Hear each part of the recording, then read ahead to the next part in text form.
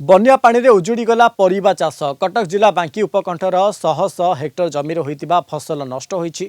जमीरे पानी पशिबारु परिबा चाष संपूर्ण नष्ट हो जाइछि।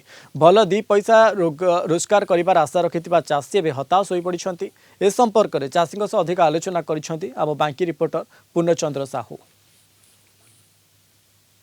महानदी प्रथम बन्या जल जो भाव में कटक जिलार बांकी डमपड़ा अंचल जो परिबा जमी 13 दिन काल बुड़वा पर जो जो जगार बन्या जल प्रभावित होनी पानी छुई नाला किंतु जो लगाण वर्षा सबू नष्ट 25 नष्ट है।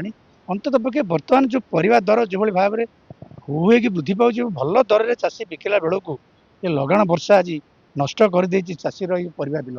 आम गोटे बैगण बिल अच्छु चाषी पचारू कि भाव से करते कि भाव अवस्था बर्तमान कौन अच्छी बैगण अवस्था कौन आज्ञा कह बैगण लगाण वर्षा पूरा नष्ट हो जाइए। बैगण देखु बैगण पूरा पची सड़ी नष्ट हो गला पची सड़ी नष्ट हो गला किंतु बैगण आउनी भल रेट आम बेपारी दौलू निजे भी बिक्री करूँ घरे खाइबा करूँ किंतु एबे आउ किछि हेइ परन जहाँ बैगण जो होउछि सब पचरी जाउछि नष्ट होइछि गछ भी मरी गलानी।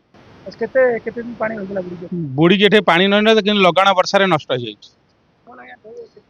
आज्ञा अत्यधिक वर्षा हवा हेतु बन्या जल आसी बुड़ी जाइथिला तापरे लगातार वर्षा होई फसल सब नष्ट होइछि। बैगण चाष आम करिथिलु एकेरे खंडे सेथु जो आम 2 पैसा पाइबा पाइथांतु लगाण वर्षा हेतु फल पचराई पची सड़ी जाउछि एसे भलिया आउ किछि आमे तार मूल्य पाइलु नै। आउ हॉर्टिकल्चर एग्रीकल्चर वाला को कहीं आसी नथिले आज एबे चाषीर क्षतिपूरण किसी सरकार देले आमे किछि उपकृत होंतु।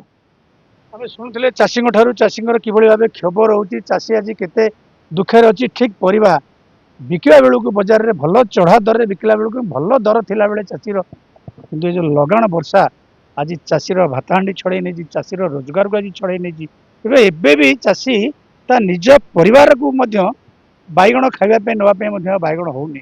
तेणु उद्यान विभाग कृषि विभाग राजस्व मंत्री निर्देश अनुसार आसिक तदंत करू समस्त जमीर तदंत कर चाषी कि भाव क्षति मिल सहायता मिल ता व्यवस्था करने चाषी मान पक्ष दाबी हो। कटक जिला बांकी पूर्णचंद्र साहू, कलिंग टीवी।